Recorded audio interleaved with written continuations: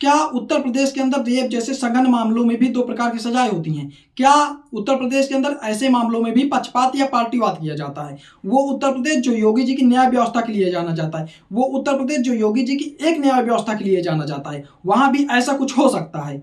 ऐसा कुछ होता हुआ तो नजर आ रहा है।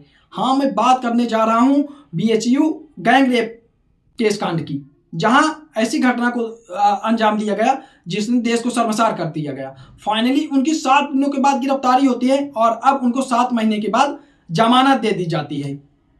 आखिर ऐसे कैसे हो सकता है? वो उत्तर प्रदेश जो योगी जी के बुलडोजर एक्शन के लिए जाना जाता है, फिर उन लोगों के घर में बुलडोजर एक्शन क्यों नहीं हुआ?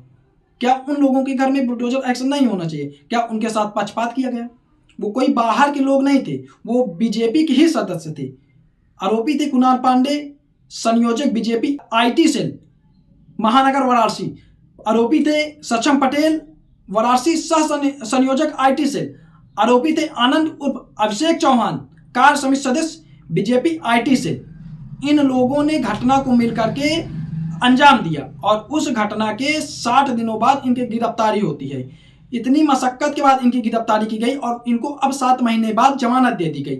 इनकी जो गिरफ्तारी थी भाई साहब, मैं आपको बताता चलूं, वो भी इतनी आसानी से नहीं हुई है। उसके लिए भी काफ़ी पापड़ बेलने पड़े, उसके लिए भी काफ़ी प्रोटेस्ट किए गए, उसके बाद इनकी गिरफ्तारी हुई। उसके लिए भी काफ़ी आवाज़ उठानी पड़ी, तब इनकी गिरफ्तारी हुई। और इनको 7 महीने बाद फिर जमानत कैसे मिल सकती है? ये सरकार पर, सरकार की नीतियों पर कहीं न कहीं क्वेश्चन तो उठा रहा है, कहीं न कहीं सवाल तो उठा रहा है। और इन लोगों की गिरफ्तारी क्यों नहीं हो रही थी? क्योंकि बीजेपी से जुड़े हुए लोग थे, ये तो मामला था ही। लेकिन इन लोगों के भारतीय जनता पार्टी के सबसे बड़े नेता माननीय प्रधानमंत्री नरेंद्र मोदी जी के साथ भी फोटोएं थी, जो फोटोएं वहां के नजदीकी थाने में भी थी, जिसके वजह से इन लोगों को गिरफ्तार करने से वहां की पुलिस भी डर रही थी।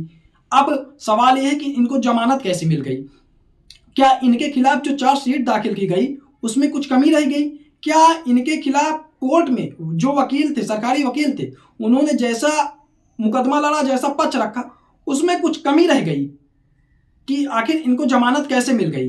तो मैं आपको बताता हूं वो 5 पॉइंट जहां लड़की का पक्ष कमजोर रहा। जो पहला पॉइंट है कि आरोपी लड़के केस में छेड़छाड़ कर सकते हैं, उसके सबूतों के साथ छेड़छाड़ कर सकते हैं। दूसरी जो बात है वो ये है कि आरोपी गवाह पर दबाव डाल सकते हैं, उन्हें डरा सकते हैं। तीसरी जो बात है, तो तीसरी बात यह है कि आरोपी किसी दूसरी लड़के के साथ दोबारा ऐसा क्राइम कर सकते हैं। चौथी पॉइंट ये है कि आरोपी कोर्ट के न्याय से भाग रहे हैं। पांचवा पॉइंट है कि आरोपी न्याय की प्रक्रिया पर असर डाल सकते हैं। तो ऐसा आखिरकार कैसे हुआ?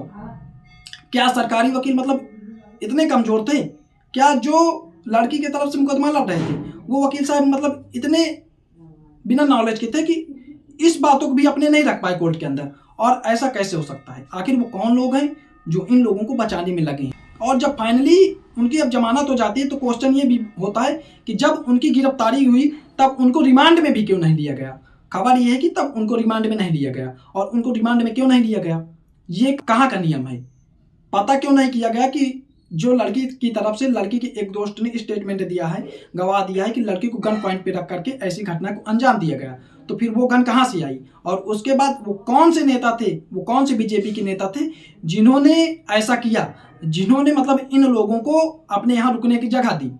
ये जांच का विषय है। ये जांच क्यों नहीं हुआ? ये भी कहीं ना कहीं सरकार पर एक क्वेश्चन तो खड़ा करता है। आप ऐसे कैसे कर सकते हैं? और भाई साहब, अब बात यह है कि ऐसी कुख्यात घटना को अंजाम देने के बाद जब इन 2 आरोपियों को, कुणाल पांडे को कि अभिषेक चौहान को जमानत दे दी गई, तो इन लोगों का भव्य स्वागत किया गया। रिपोर्ट्स के माने तो इन लोगों का मतलब जेल से आने के बाद भव्य स्वागत किया गया और इन लोगों का घर में आने के बाद केक काट करके स्वागत किया गया। अगर यूपी के अंदर या फिर देश के अंदर ऐसा कुछ चलता रहेगा तो फिर मतलब देश में के हालात कैसे सुधरेंगे? देश के अंदर से लोगों का विश्वास हट जाएगा। अगर ऐसी न्याय व्यवस्था हुई, अगर ऐसे इन लोगों को छूट मिलती रही, तो फिर ये बाहर आकर के और भी तो कुछ घटनाओं को अंजाम दे सकते हैं। हाँ, फिर सरकार को मतलब इनके लिए कठोर कार्रवाई करनी चाहिए। ऐसा आप कैसे कर सकते हैं?